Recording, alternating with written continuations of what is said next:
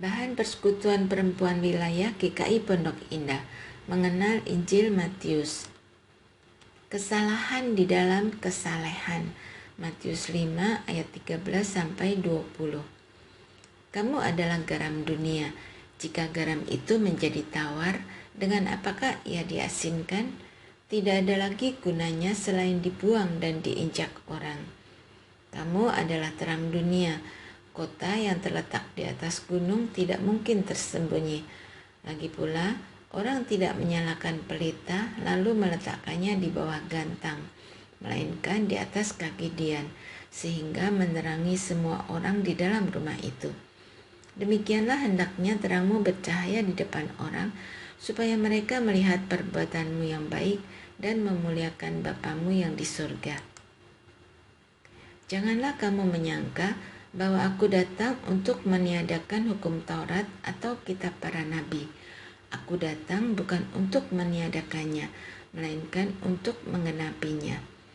Karena aku berkata kepadamu, sesungguhnya selama belum lenyap langit dan bumi ini, satu iota atau satu titik pun tidak akan ditiadakan dari hukum Taurat sebelum semuanya terjadi.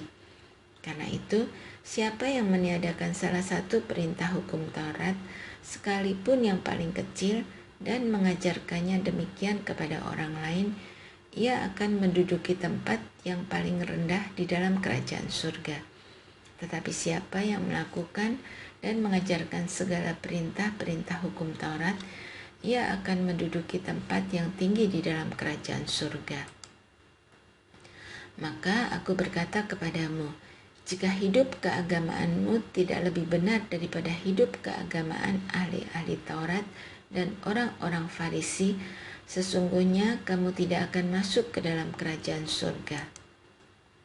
Dalam Matius 5 ayat 13-20, Yesus menyatakan bahwa kita sebagai orang percaya ditugaskan untuk menjadi garam dunia dan terang bagi dunia. Namun, dalam menjalankan tugas ini, seringkali kita terjebak dalam kesalahan yang dilakukan dalam niat untuk melakukan kesalehan. Misalnya, dalam upaya untuk menjadi garam dunia, kita mungkin berusaha untuk selalu mengkritik atau mengancam orang lain yang dianggap tidak bermoral. Namun, tindakan ini justru dapat merusak hubungan dengan orang lain dan menghalangi kita dari menjadi terang bagi dunia.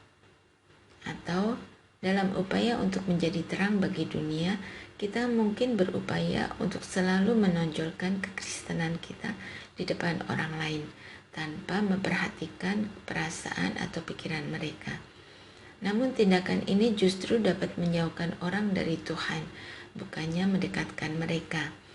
Ini menunjukkan bahwa kesalahan dapat terjadi bahkan dalam niat untuk melakukan kesalehan. Namun, kita tidak perlu putus asa.